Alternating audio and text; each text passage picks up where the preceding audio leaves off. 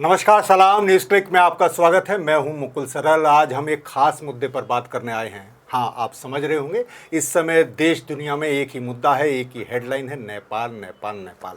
नेपाल में तख्ता पलट हो गया है। प्रधानमंत्री के पी शर्मा ओली ने इस्तीफा दे दिया है, उसके बाद राष्ट्रपति ने भी इस्तीफा दे दिया है। युवा, जिन्हें जेनजी कहा जा रहा है, जनरेशन जेड, वो सड़कों पर हैं। कल सोमवार से वो लोग सड़कों पर हैं, युवा। और इन 30 घंटों में इतना कुछ बदल गया वहाँ कि वहाँ अब एक तरह से सरकार वहाँ तख्ता पलट उसका हो गया है। क्या हुआ है ये आप सब जान रहे हैं, यही खबरें हैं। राष्ट्रपति भवन में जो उनका निवास है उसमें भी आग लगा दी गई, संसद में घुस गए प्रदर्शनकारी। आखिर इतना गुस्सा क्यों हुआ, क्या ट्रिगर पॉइंट रहा, इस सब पर हम बात करेंगे। हमारे साथ हैं हमारे चीफ एडिटर प्रबीर पुरकायस्थ।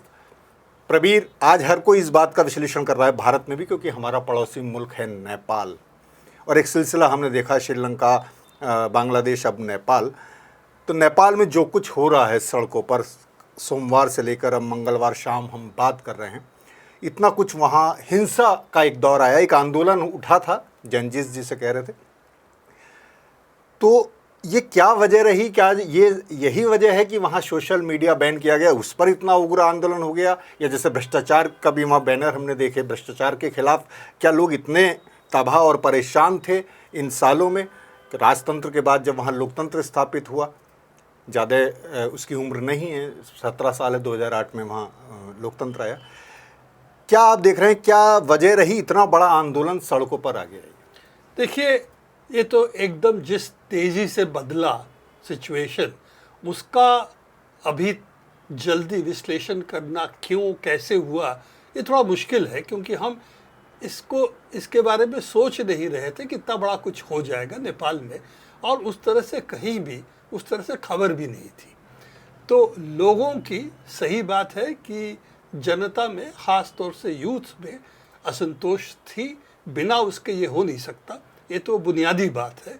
पर यह भी है कि सोशल मीडिया को बंद करना नेपाल में इतना बड़ा घटना हो जाएगा, इसका एहसास ना हमें था, ना और किसी को था, और न कि जिन्होंने किया है जी, केपी शर्मा ओली को, केपी शर्मा ओली, जिसको हम पहले से केपी ओली सिर्फ कहते थे। जी। शर्मा जो है रिसेंटली काफ़ी ज़्यादा चलना शुरू हुआ है।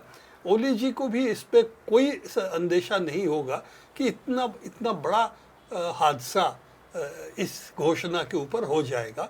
जितने लोग मरे हैं, ये पूरा 12 दिन की जो लंबा संघर्ष रहा नेपाल के किंग के खिलाफ, राजा के खिलाफ, उसमें भी इतने लोग नहीं मरे थे जहाँ एक दिन में मरे हैं।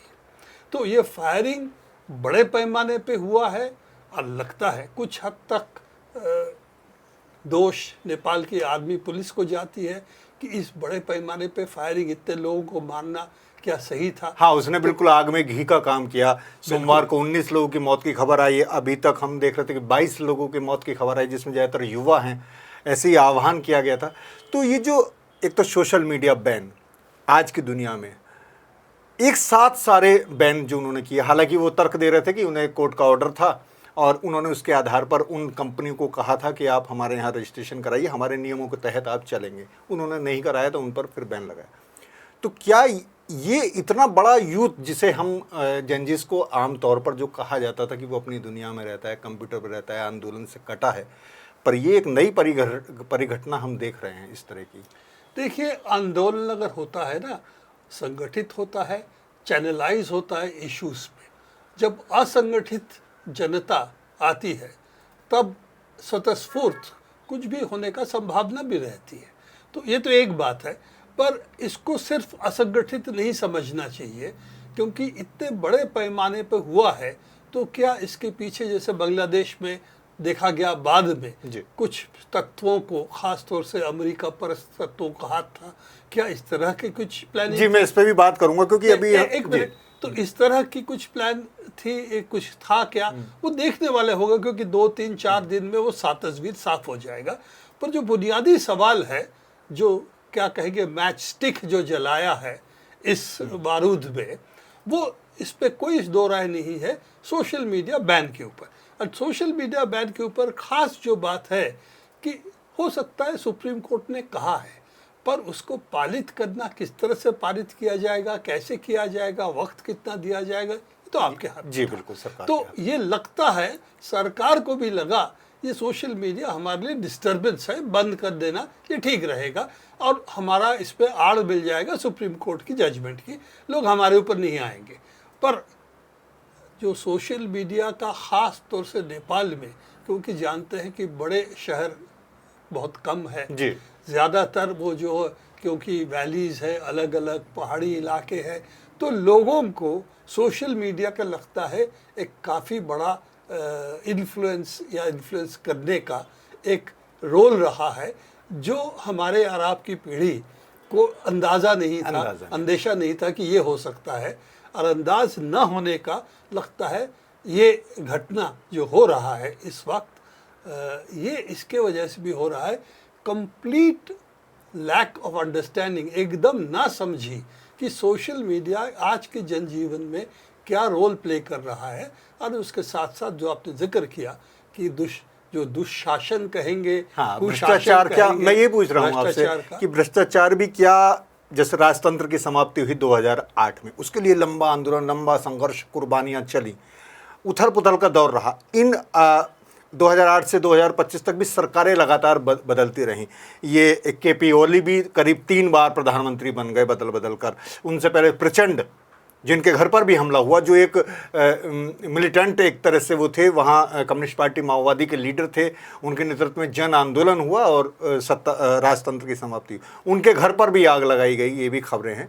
इस तरह से गुस्सा इन सब नेताओं पर, कोऑर्डिनेशन की सरकारें हैं वहाँ, और क्या भ्रष्टाचार वहाँ वाकई इतना बड़ा मुद्दा बन गया था, खत बदा रहा था कि लोग परेशान थे? देखिए, पहली तो ये बात है कि काठमांडू में हुआ, दूसरे जगहों पे क्या हो रहा है नहीं हुआ है हमें मालूम नहीं है।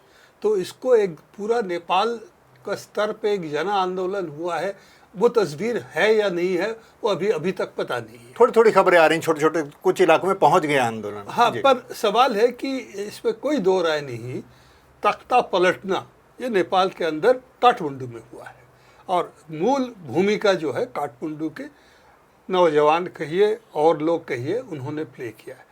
तो ये तो हकीकत है हमारे सामने।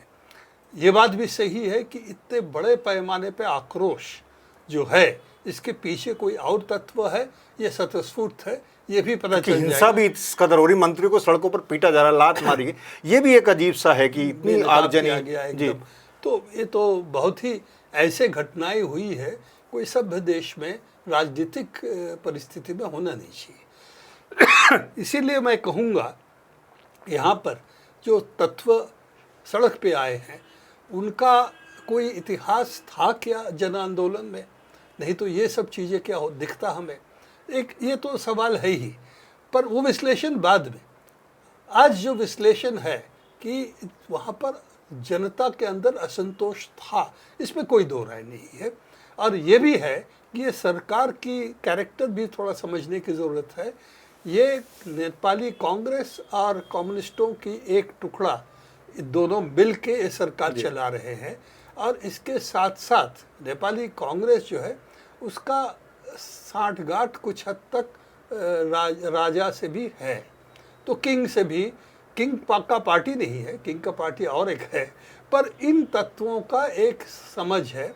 और हमारा चीन का इन्फ्लुएंस ज़रूर नेपाल में है, पर नेपाल की पॉलिटिक्स की जो दायरा है और जो गति है वो अलग है, ये तो मान के चलना पड़ेगा। ना हम ना चीन ये कर सकते, ये ना कि उनके स्वार्थ में है क्योंकि लगवा देश है। पर क्या अमेरिका, जो बांग्लादेश में बाद में तस्वीर आई कि अमेरिका ने कहा कि हमने उनको ट्रेन किया था, वो तो अमेरिका का कहना है, हमारा नहीं। तो क्या इस तरह का यहाँ पर भी कुछ था क्या, देखने की बात है। इस वक्त कोई कंक्लूजन में हम नहीं पहुँच सकते। ये लगता है स्वतःस्फूर्त आंदोलन है, लगता है कि इसके पीछे जो भी हो, सामने यूथ है, ये भी साफ है कि जो सरकार चला रहे उनका अंदेशा नहीं था कि ये होने वाला है। और चौथी बात, सोशल मीडिया का क्या इन्फ्लुएंस है सामाजिक रोल पे, ये भी इसके बारे में कोई समझ इन राजनीतिक तत्वों को जो सरकार चला रहे थे उनको है। ये चीज़ें इतना तो साफ है 2 दिन की जो खबरें हैं उससे। तो आपने जैसे राजतंत्र का भी जिक्र किया कि राजा का भी हस्तक्षेप रहा। पिछले दिनों हमने देखा अप्रैल में राजशाही के समर्थक आंदोलन में उतरे, हिंदू राष्ट्र की एक मांग रही। वहाँ हमारे यूपी के मुख्यमंत्री योगी जी का एक पोस्टर लहराया गया, उसको लेकर भी बहुत बातें और विवाद हुए। लेकिन जैसे आपने कहा, तो हमने एक श्रृंखला देखी है। अफगानिस्तान का मसला अलग है, वहाँ भी तालिबान 2021 में काबिज हुआ, वहाँ अमेरिका को भागना पड़ा। श्रीलंका में एक आंदोलन हुआ और फिर हमने बांग्लादेश देखा, वहाँ भी यूथ का आंदोलन, श्रीलंका में भी यूथ। दोनों का कैरेक्टर थोड़ा थोड़ा अलग था। वहाँ एक जो आए सत्ता में, जो प्रेसिडेंट बने दिशा नायक, वो एक वाम विचार का बैकग्राउंड उनका रहा। बांग्लादेश में हम देख रहे हैं कि अब मोहम्मद यूनिस सरकार चला रहे हैं, पर वहाँ भी अस्थिरता और उसको लेकर भी कोई संतुष्टि नहीं है। तो क्या ये एक सिलसिला हमारे आसपास जो पूरा एक हो रहा है, क्या इसी कड़ी में हम देखें कि ये पूरा एक खतबदाहट धीरे धीरे हमारे चारों ओर बढ़ रही है यूथ में? और क्या एक ही कैरेक्टर है इन सब का, या वाकई में कोई डीप स्टेट जैसा हम लोग कहते हैं? आपने कहा अमेरिका का जिक्र किया, क्या इन सब आंदोलनों में उसकी कोई भूमिका रही बढ़ाने में? ये तो इतिहास बताएगा, क्योंकि बाद में ये लिखी जाएगी लोगों की, जब क्या कहेंगे, ऑटोबायोग्राफीज निकलेंगे कि क्या हुआ है। अभी जो देखें, अगर हम देखें तो श्रीलंका और बांग्लादेश का कैरेक्टर बिल्कुल अलग अलग है। एक वामपंथी संगठन बहुत दिन से मोबिलाइज कर रहे थे, और एक नेशनलिस्ट भी था उस पर। श्रीलंकन नेशनलिज्म जो है वो भी उस पर शामिल था। उसमें एक एंटी तमिल कैरेक्टर पहले था, अब उसको कम से कम ये जो लीड कर रहे हैं उन्होंने इसको एकदम ख़त्म करने की कोशिश की, पर अभी भी तमिल मेजॉरिटी इलाके में इतना सफलता उनको नहीं मिली। पर यह है कि इसमें कोई दो राय नहीं है कि ये हो, चाहे बांग्लादेश हो चाहे नेपाल हो, एक बुनियादी असंतोष अगर देश में नहीं होगा तो इस तरह का उथल पुथल हो नहीं सकता। तो ये तो पहली बात है कि जो स्थिरता दुनिया में दिख रहा था पहले, कि तख्ता इतना आसानी से मुल्कों में नहीं बदल रहा है, वो लगता है कि एक दूसरे स्तर पे हम पहुंच रहे हैं। इसका ये भी मतलब है कि इंटरनेशनल कैपिटलिस्ट क्राइसिस जो है वो भी बढ़ रहा है, और इसीलिए ट्रंप का ट्रेड वॉर देखें और भी चीज़ें देखें तो साफ है इजराइल का इस वक्त पैलेस्टीनियन पे इस तरह से देखें तो देख रहे हैं कि हम कुछ ऐसे सिचुएशंस पे पहुंच रहे हैं दुनिया में कि काफ़ी फ्लूइडिटी है, काफ़ी बदलाव होने की संभावना है, और बदलाव जो है अलग अलग किस्म के बदलाव एक दूसरे मुल्कों में देखने को मिल रहा है। तो कोई यूनिफॉर्म ऐसा नहीं है कि यूनिफॉर्म एक प्रतिक्रांतिकारी लहर है या क्रांतिकारी लहर है, ऐसा नहीं है। हर देश में अलग हर परिस्थिति पर एक ट्रिगर पॉइंट होता है। बांग्लादेश में जैसे आरक्षण का सवाल आ गया था अचानक कि भाई इकोनॉमिक क्राइसिस जो है हर मुल्क को अलग अलग तरीके से इफेक्ट कर रहा है।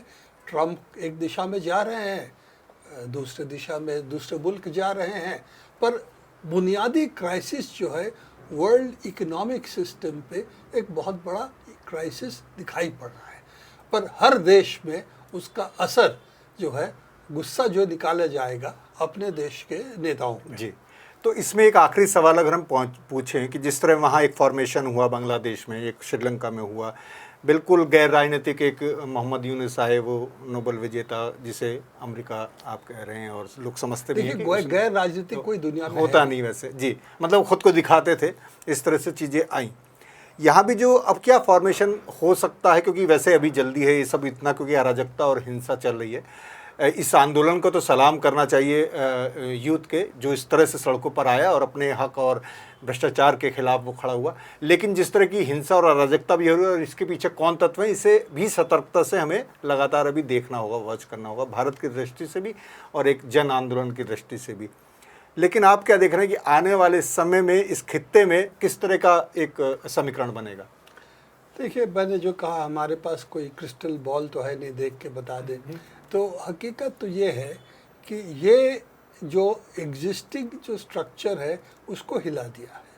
तो इसका फ़ायदा लगता है राइट विंग तत्वों को ज़्यादा मिलने की संभावना है, क्योंकि लेफ़्ट का नेशनल जो केपी ओली साहब की थी कांग्रेस, तो नेपाली कांग्रेस UML, हाँ, ओली जी की तो यूएमएल था जी, इनका जो अलायंस था, अलायंस था जी। हाँ, तो अभी इसको अगर देखें तो ओली जी का जो अलायंस था नेशनल कांग्रेस, नेपाली कांग्रेस के साथ, इन तत्वों को देखते हुए ये लेफ्ट विंग बदलाव की ये संभावना नहीं है, नहीं। लगता है। क्या इसके पीछे किंग का कोई रोल है? क्या किंग को वापस लाने की कोशिश होगी? ये भी साफ नहीं है, लगता नहीं है। अभी तक तो लगता है कि एक ऐसी अपराइजिंग है जिससे अनऑर्गेनाइज्ड है और गुस्सा निकाल रहा है, और इसको ईंधन में आग लगाने वाला जो काम किया है, फायरिंग नहीं किया है। कि आपने एक दिन में 19 जी प्रोटेस्टर्स को मार दें, ये एक क्या कहेंगे, स्टेट की अराजकता की परिचय है। क्योंकि दूसरे तरीके से आप कंट्रोल नहीं करने की कोशिश किया, फायरिंग की, उसमें 19 लोग मार दिए। तो ये तो एक छोटा देश है नेपाल जी। तो इसका असर तो पड़ने वाला ही था। तो क्या इस तरह के चीज़ों के पीछे भी किसी का हाथ था? इतना कॉन्स्पिरेसी में मैं नहीं जा रहा हूँ। मैं मानता हूँ दिस इज एक हिसाब से निकम्मापन सरकारी पक्ष की तरफ से कि इतना बड़ा हादसा हुआ और उसका असर तो पड़ेगा ही। दूसरी बात जो हमने डिस्कस नहीं किया कि सोशल मीडिया का इन्फ्लुएंस नेपाल में कितना है, इसका भी अंदेशा आप, हम, और साफ है कि नेपाली लीडर्स जो थे सत्ता में, उनका भी इसका अंदेशा नहीं था। तो ये भी है कि सोशल मीडिया एक बहुत बड़ा भूमिका प्ले कर रहा है यूथ में आज के दिन में। वो भी एक नया चीज़ है जिसको हमें समझना पड़ेगा। साथ साथ लास्ट जो आपका सवाल है, भविष्य में क्या होगा, भविष्यवाणी आप जानते हैं हम यहाँ बैठ कर नहीं करते हैं और न की करने की क्षमता है। और ख़ास तौर से इस सिचुएशन में जिस पे हमारा इसके पहले इसके बारे में कोई अंदेशा नहीं था, पहले से अगर इसको फॉलो करते, समझते तो कुछ बातचीत कर सकते। मुझे लगता है सबको, ज़्यादातर जो अपने आप को नेपाल के विशारद भी मानते हैं, तो वो उनके लिए भी एक धक्का पहुंचा है कि ये घटना कैसे घटी, इतने तेज़ी से कैसे बढ़ा, और ये हादसा हुआ कैसे हुआ, और इसके बाद जो सरकारें सिर्फ गिरा ही नहीं दिया गया है, पर जो पॉलिटिकल पार्टी से उनको भगा रहे हैं, अपने मकानों से मकान जला रहे हैं। एक ऐसे किसी की राजनीतिक फिगर की उसकी वाइफ को जला दिया, इस तरह का खबरें से साफ है कि बेलगाम एक मूवमेंट इस वक्त है। तो बेलगाम है, लेकिन एक आंदोलन है। और जो बात कही कि जो सोशल मीडिया का जो एक रोल है, वो जो जिस हम कह रहे हैं जेनजी, लेकिन जो और उससे पहले की हम जैसी जनरेशन, क्या क्या नाम हैं, कई तरह के नाम हैं जनरेशन के, तो वो लोग उस बात को शायद ही उस ढंग से नहीं समझ पाए और उसका अंदेशा उन्हें नहीं था कि ऐसा भी चीज़ें हो सकती हैं। तो लगातार इस पर हम निगाह रखेंगे क्योंकि ये चीज़ें अभी चल रही हैं, हिंसा भी जारी है। हालांकि सरकार वहाँ तख्ता पलट हो गया है, सारे मंत्रियों ने इस्तीफे दे दिए, जब प्रधानमंत्री ने इस्तीफा दे दिया है। उधर आगे अब देखना होगा कि भाई इसमें राजा का क्या रोल रहता है। हालांकि राजा के पास इतनी बड़ी ताकत नहीं थी कि वो इतना बड़ा आंदोलन कर सकता, वरना अप्रैल में ही दिख जाती हैं चीज़ें। तो अब कई सारी चीज़ें हैं। अभी जैसे कहा कि असंगठित आंदोलन है, पर इसका फिर संगठन, एक सरकार तो चाहिए किसी भी देश को, फिर वो क्या रूप लेती है, कैसे रूप लेती है। हमने राजतंत्र का खात्मा भी देखा, अब हम लोकतंत्र के ये संकट का समय भी देख रहे हैं। तो इसे लगातार देखना है और विश्लेषण करना है।